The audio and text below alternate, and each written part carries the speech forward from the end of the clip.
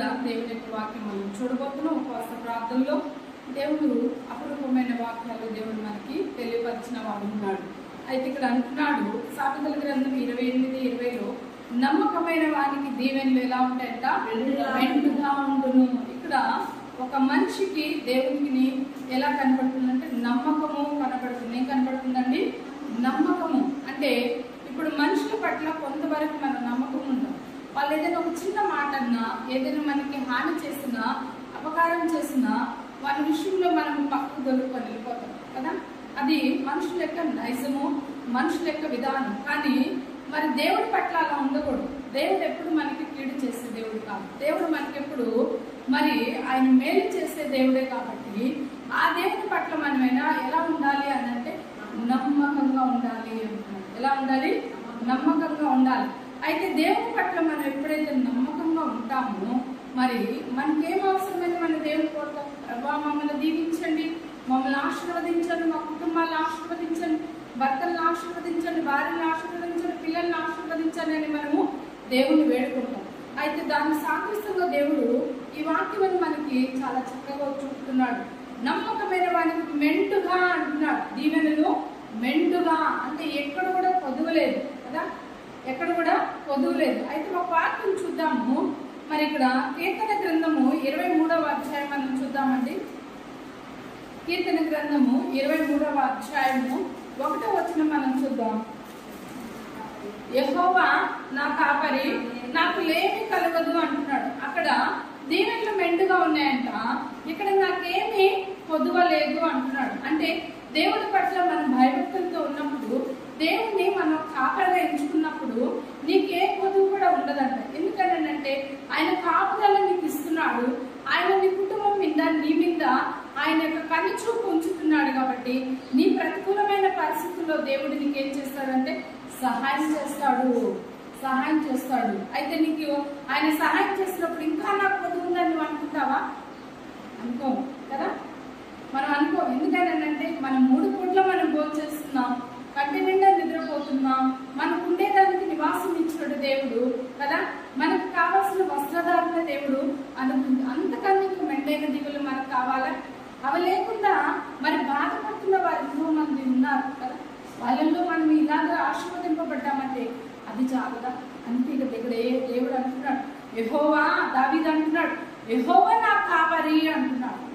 యెహోవా నా కాపరి, నాకు లేమి కలగదు. నాకేమీ లేదు, నాకు అన్నీ ఉన్నాయి, నాకు అన్నీ ఉన్నాయి. నాకు లేమి అంటే దరిద్రంలో నేను ఉండట్లేదు కదా, దరిద్రంలో నేను ఉండట్లేదు, నేను ఆకలిగాని నేను ఉండట్లేదు. నేను ఆకలితో ఉన్నా కూడా నువ్వు నాకు సంతృప్తిగా నువ్వు నాకు భోజనం పెడుతున్నావు. ఇంకా ఏం చేస్తున్నావు?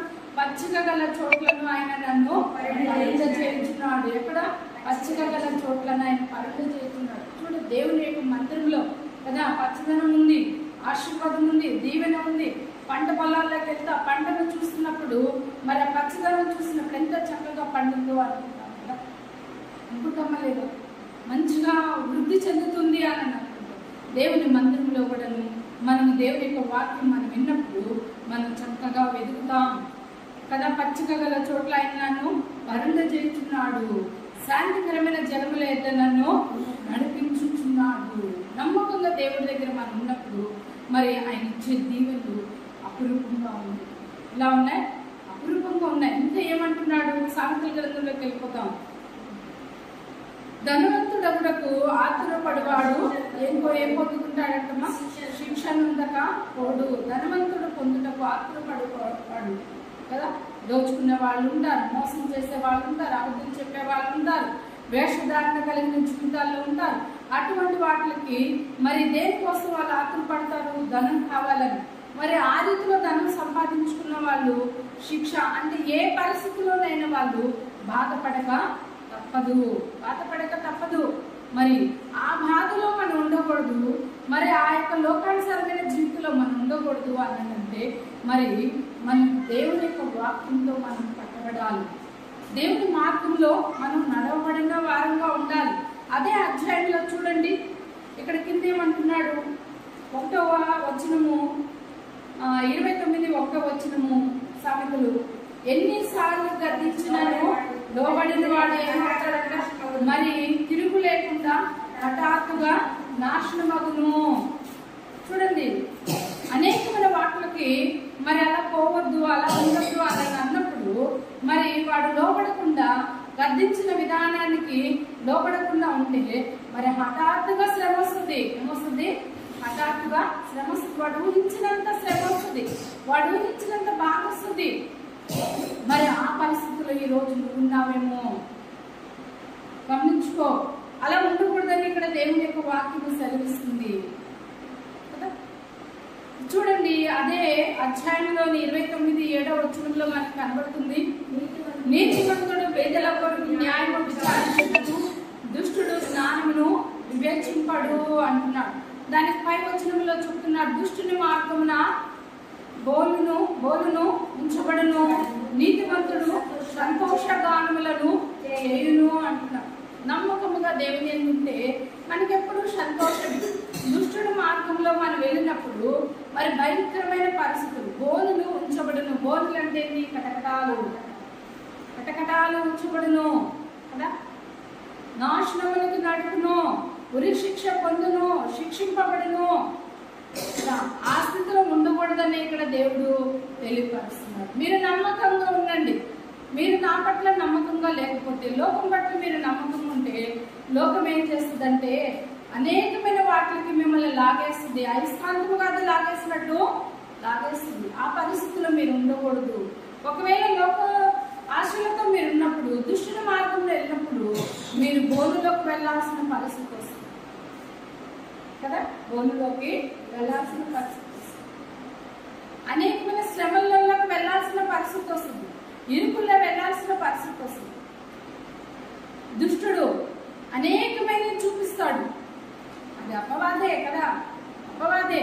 ఆ అపవాది లోపల పోయి ఎక్కడో దగ్గర ఒక మూలను కూర్చుంటాడు, ఒక మూలను పోయి కూర్చుంటాడు. ఎంత వాక్యం ఉంటున్నా కూడా మరి లోపడకుండా ఉంటే ఆ మూలను కూర్చొని ఏం చేస్తాడు? చూపిస్తాడు.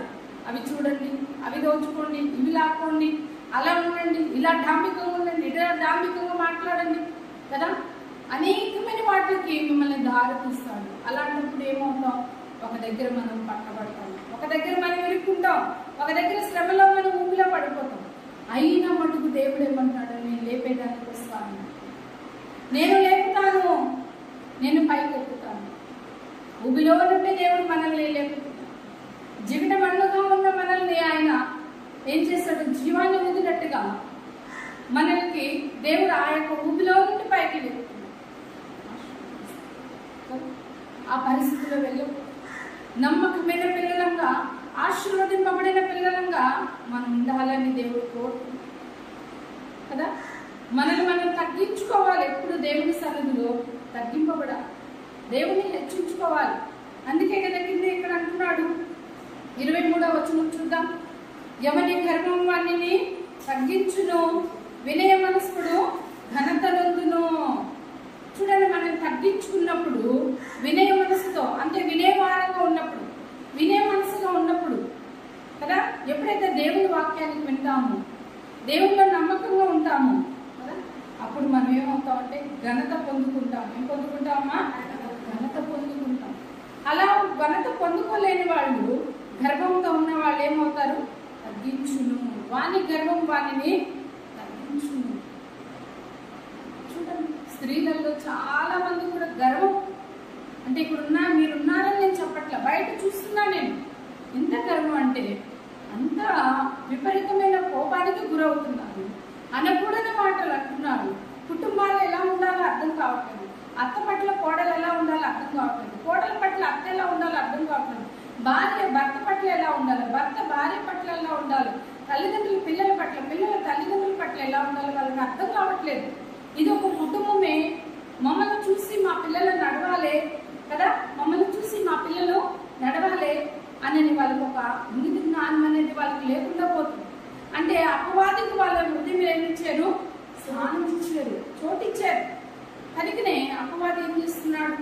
కోపానికి గురి చేస్తున్నాడు, ఆవేశానికి గురి చేస్తున్నాడు, తొందరపాటికి గురి చేస్తున్నాడు. వాళ్ళొక మాట అంటున్నారు, మనకి ఒక మాట మాట్లాడాలి, తొందర పెడుతున్నారు. దానివల్ల ఏమొస్తుంది? శ్రమ వస్తుంది. ఏమొస్తుంది? శ్రమ వస్తుంది, బాధ వస్తుంది, హింస వస్తుంది, వేదన వస్తుంది, దిగులు వస్తుంది. ఎన్నిటికి మనం గురవుతున్నాం? అపవాదం తీసుకొచ్చే విధానాన్ని మీకు చెప్తున్నాను నేను. నువ్వెంత అంటే నువ్వెంత అనే రకంలో ఉంటే ఇంక నీకు నువ్వు భర్తకు నువ్వు తేడా ఏముంది? నీకు నువ్వు అత్తకు నువ్వు తేడా ఉంది? నీకు నువ్వు బిడ్డల కింద తేడా ఏముంది కదా? ఒక వయసు ఉంది కదా, నీకు నువ్వు పెద్దవాళ్ళకి ఒక వయసు ఉంది, నీకు నువ్వు భర్తకు ఒక వయసు ఉంది, నీకు నువ్వు పిల్లలకు ఒక వయసు ఉంది. ఆ వయసును బట్టి మనం ఏం చేయాలంటే మర్యాద తెచ్చుకోవాలి కదా, ప్రేమను తెచ్చుకోవాలి, గౌరవం తెచ్చుకోవాలి. అవి లేవే అంటే ఎవరిని ఆహ్వానిస్తున్నారు? వాళ్ళు అపవాదాన్ని ఆహ్వానిస్తున్నారు, సైతాన్ని అపవాదాన్ని ఆహ్వానిస్తున్నారు. కాబట్టి ఇన్ని మాటలకు వాళ్ళు లోనవుతున్నారు. కోడల్ని చంపిన అత్తలు లేరా? అత్తలను చంపిన కోడలు లేరా? భార్యను చంపిన భర్తలు లేరా? భర్తను చంపిన భార్యలు లేరా? తల్లిదండ్రులను చంపిన వాళ్ళు, కొడుకుల్ని బిడ్డలను చంపిన వాళ్ళు తల్లిదండ్రులు ఎంతమంది లేరు? ఎంత భయంకరమైన పరిస్థితుల్లో వెళ్ళిపోతుంది. అందుకే నేత్రాశ, శరీరాశ, జీవపు డంబానికి మీరు దూరంగా ఉన్నారు. నేత్రాశ వల్ల అనేకమైన పాపములలోకి వెళ్ళిపోతాము. శరీరాశ వల్ల అనేకమైన వాటిలోకి వెళ్ళిపోతాం పాపం కదా. జీవపు డంబం కోసం కూడా అనేకమైన పాపం ఎటు దార తీస్తుందో తెలియదు. అయితే నీ మార్గము ఏ వైపు చూస్తున్నావు? నేనే మార్గం, నేనే సత్యము, నేనే జీవం అంటున్నాడు దేవుడు. నేనే మార్గం, నేనే సత్యము, నేనే జీవం అంటున్నాడు. నా మార్గమును మీరు నడవండి, మీకు సంతోషము. దుష్టుని మార్గంలోకి వెళ్తే ఏముందంట? 6వ వచనంలో బోనులు ఉంచబడను. ఏముంచుతాయంట? బోనులు ఉంచబడను. ఇక్కడ కోపిష్టిగా ఉన్నప్పుడు, గర్వంగా ఉన్నప్పుడు తగ్గించుకుంటారు, వాళ్ళు తగ్గింపబడతారు. అంటే వాళ్ళకి ఒక విలువ ఉండదు. ఉంటుంది వాళ్ళకి. ఎంత గర్వంగా మాట్లాడుతుంది, ఇంకా వాళ్ళ మైండ్లో నుంచి, వాళ్ళ మనసులో నుంచి ఆ స్థానాన్ని తీసేసేస్తారు. తీసేసినప్పుడు అంత ఎంత చీపుగా ఉంటారు తెలుసా? అవునా కదా? ఒకప్పుడు ఉన్న విలువ, ఒకప్పుడు ఉన్న ప్రేమ, ఒకప్పుడు ఉన్న మంచితనము ఈ రోజు ఒక్క క్షణంలో నువ్వు పోగొట్టుకున్నావు అంటే, ఇంతకాలం సంపాదించుకున్న, కష్టపడి సంపాదించుకున్న అదంతా వాళ్ళ మైండ్ సెట్ నుంచి తీసేసినప్పుడు, ఒక్కసారి హేళనగా చూసినప్పుడు ఎంత బాధాకరంగా అనిపిస్తుంది కదా, ఎంత అసహ్యకరంగా ఉంటుంది. అది ఉండకూడదని గర్భాన్ని తగ్గించుకోండి, గర్భాన్ని తీసేయండి, కోపాన్ని తీసేయండి, దుష్టుని మార్గంలో పోకండి. పోతే అక్కడ భూమి ఉంచబడి మీరు నమ్మకంగా ఉండండి, మెండైన దీవెనలు నేను ఇస్తాను, ఆశీర్వాదాలు నేను ఇస్తాను కదా. 26వ వచనము, ఈ సామెతలు 28, 26వ వచనం మనం చూద్దామండి. 25 నుంచి చూద్దాం. పేరాశ గలవాడు కలహము రేపును, యెహోవా యందు నమ్మక ఉంచువాడు వర్ధిల్లును. ఏమవుతాడంటమ్మా? వర్ధిల్లును అంట.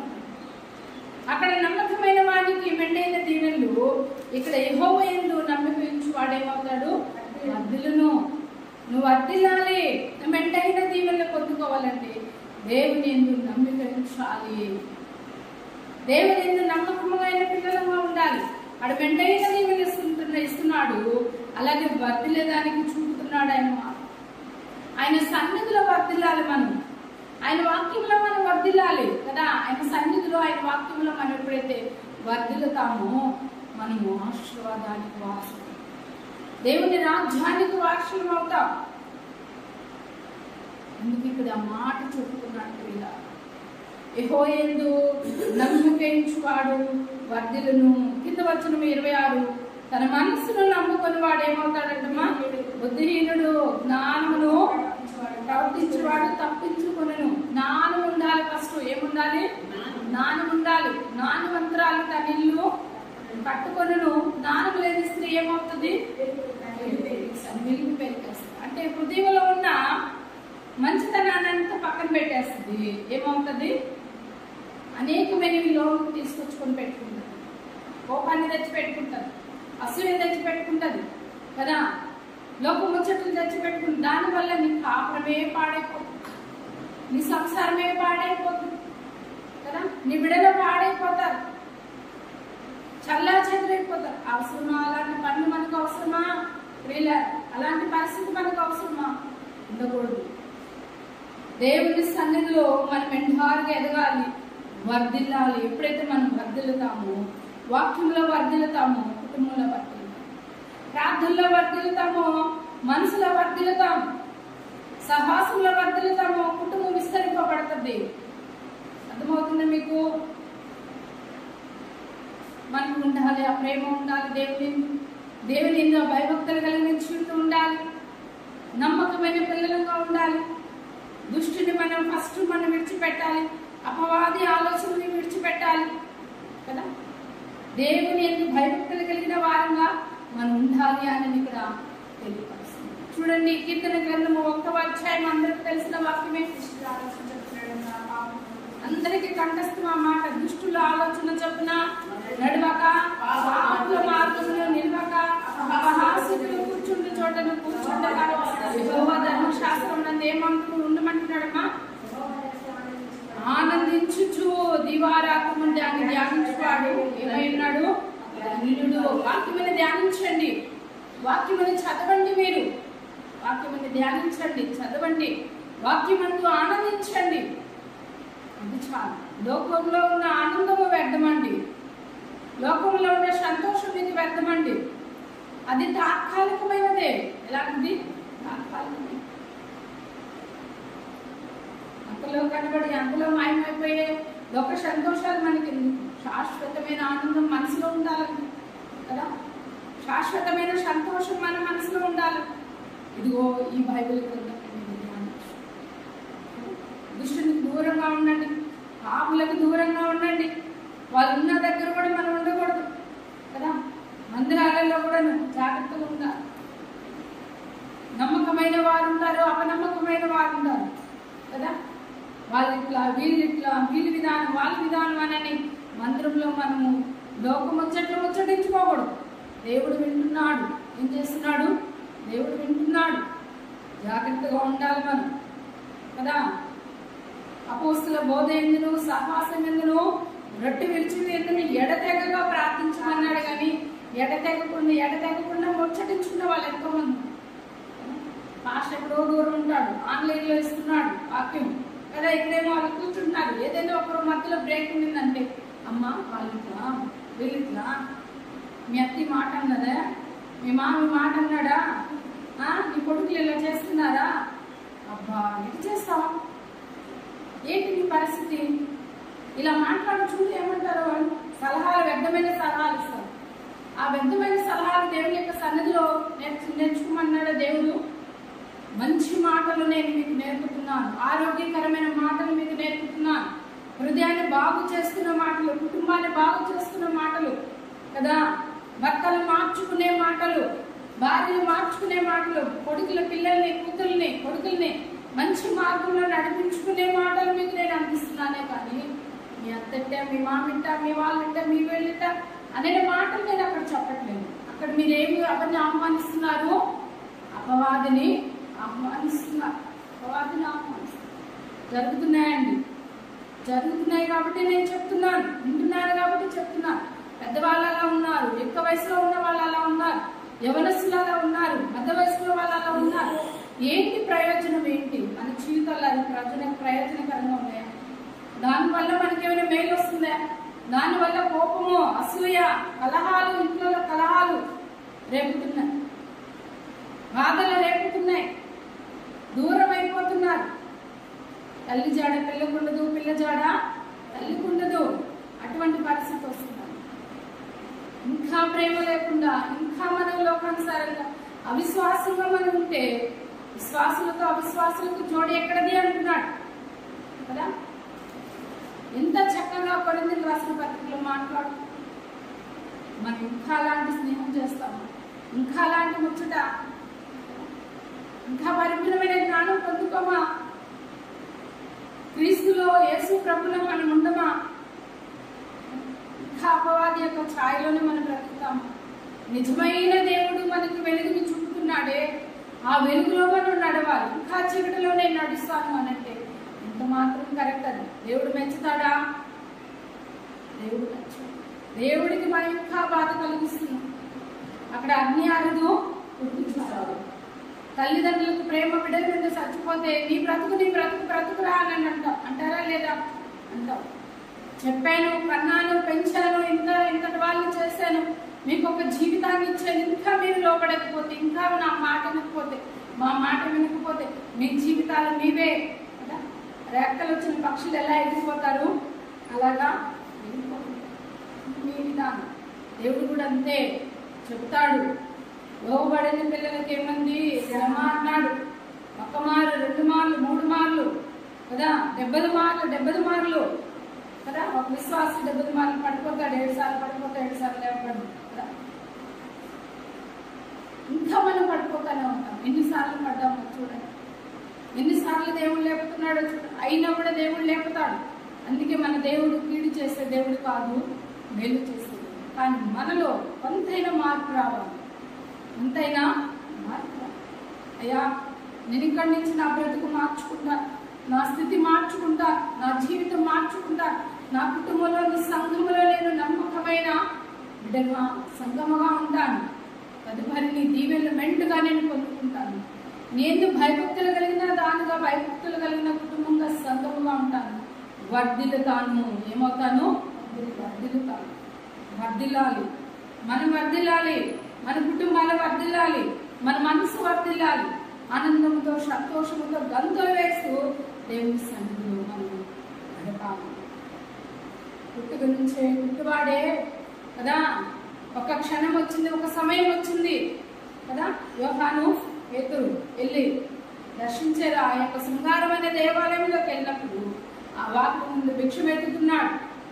వాళ్ళ వైపు చూస్తున్నాడు. ఏమైనా ఇస్తారేమో, ఏమైనా పెడతారేమో అని ఆ భిక్షగాడు ఎదురు చూస్తున్నాడు. అయ్యా మీకు వేయడానికి మా దగ్గర ఎటువంటి ఏమి బంగారం లేవు, కానీ మాకు కలిగినదే నీకు ఇస్తున్నాం, మాకు కలిగినదే నీకు ఇస్తున్నాం, నీకు ఇష్టమైతే తీసుకో అయ్యా అన్నాడు. పొందుకున్నాడు.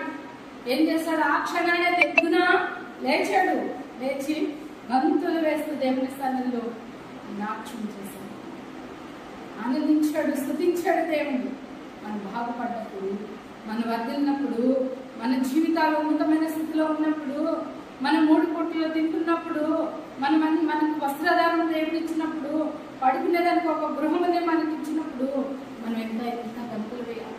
అన్నిటికన్నా ముందు ఆరోగ్యంగా మనం ఉన్నప్పుడు ఎంత దేవుని స్తుతించాలి.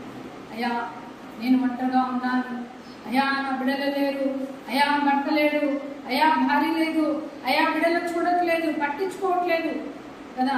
నేను ఈ పరిస్థితిలో ఉన్నా, నేను ఆరోగ్యవంతుడిగా ఉన్నాను అని అంటే అది మీరిచ్చిన మహాకృపనైనా, మీరిచ్చిన ధన్యత నా ప్రభా అని మనం దేవుణ్ణి స్తుతించాలి, ఆనందించాలి. దేవుని దానికి ఏంటి తెలుసా? అన్ని ఇచ్చాడంటే ఏం తెలుసా?